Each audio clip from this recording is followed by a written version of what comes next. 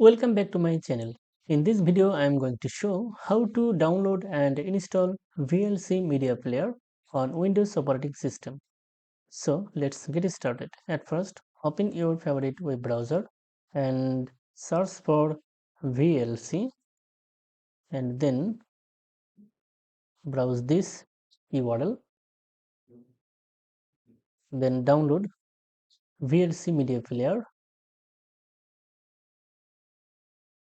I am going to download it for Windows 64-bit operating system.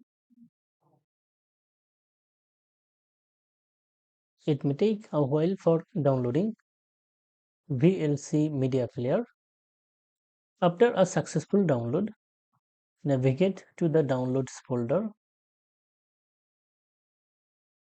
and open this installer file. If you get a message from User Account Control, do you want to allow this app to make changes to your device? Select Yes. Now select a language from this drop-down list, then click on OK, then click on Next to continue. Click on Next, click on Next, and then choose the folder in which to install VLC Media Player. This is the default installation location. I am going to install this destination folder. You can change this folder by browsing the folder where you want to install, then click on Install button.